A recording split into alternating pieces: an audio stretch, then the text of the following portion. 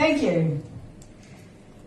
It's 1999. I'm standing in the Ian Gordon room at Vic Uni, and I'm about to give my first ever academic seminar. It's based on my master's research, which is an ethnographic study of fruit export growers in Hawke's Bay. It's actually pretty fascinating. I'd made up the flyer to advertise the talk. It had my title of my thesis at the top, Apples into Boxes, and it had an image that I'd photocopied from the Apple and Pear Marketing Board's Export Quality Standards Manual, showing the correct layout and strapping of cartons of fruit on an export pallet. I thought it summed up this thesis pretty well. This idea that an apple was something that grows in nature, but in order to transform it into a useful commodity, growers have to kind of fight nature to make it fit into these boxes to meet the export quality standards. But as I was about to begin my seminar, I thought it was interesting that for my academic debut, of all the fascinating things I could have talked about that I found during my research, I had chosen to focus on palletization. I mean, who's even going to come to this fucking talk? People do come, and as I'm giving the presentation, I'm sort of drawn to this guy in the front row, right in the middle of the front row. And he's an older gentleman. He's got big round glasses, and he's got a sort of blue factory worker style coat on, and he is listening with all of his being. He is absolutely gripped by this talk. It's like it's the most fascinating talk that he has ever heard.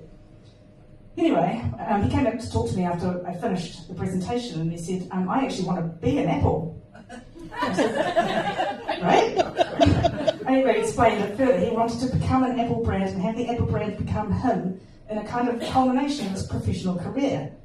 And I sort of worked out what was going on. He wanted to have an apple variety named after him. And I sort of tried to warn him a little bit. This is going to be challenging, right? Because if you want to have a plant variety named after you, you've either got to get in at the ground level of a plant breeding program, or you've got to be a grower and find a random mutation growing on your orchard that happens to be better. It's difficult. But anyway, I said, well, anyway, I don't think we've met. What's your name? And he said, I'm Billy Apple. He has to leave, so we exchange numbers because he wants to keep talking about it. And I'm walking down the street this years later with my supervisor, and my supervisor says, who was that talking to you at the end of the presentation? I said, oh, funny. He said his name was Billy Apple. And my supervisor said, Billy Apple! And all the people on the stairwell went, Billy Apple! And I'm like, am I the only person here that doesn't know us? Anyway, it turns out Billy Apple is one of New Zealand's most significant conceptual artists. Worked for a long time in New York City with people like Andy Warhol, David Hockney. It's a big fucking deal. Anyway, Billy calls me up every few days over the next little while because he wants to progress the idea, and I'm running out of ways to sort of break it to him gently that I actually think this is going to be impossible. But in the end, I don't know what to do with him, so I send him to my dad. My dad is an apple orchardist in Hawke's Bay.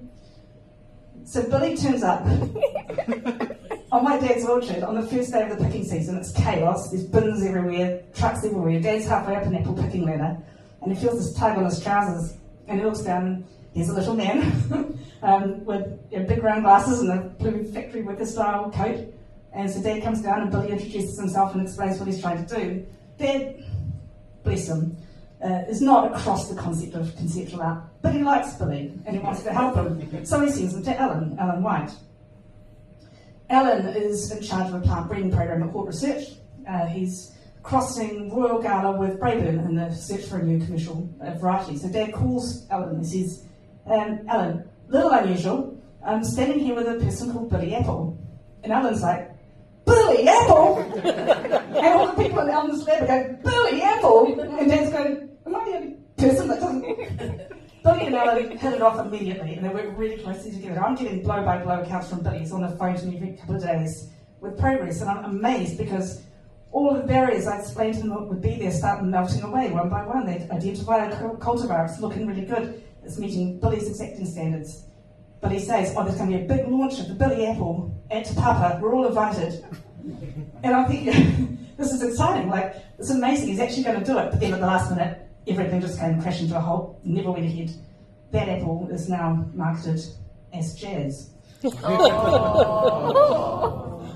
didn't seem to mind. He still regarded the whole thing as being a resounding success anyway. So there I was, about to give my first ever academic seminar, worried that people might find it boring.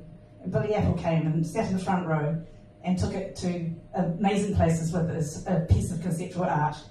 it remains the strangest, the most brilliant, and probably most productive encounter of my entire research career.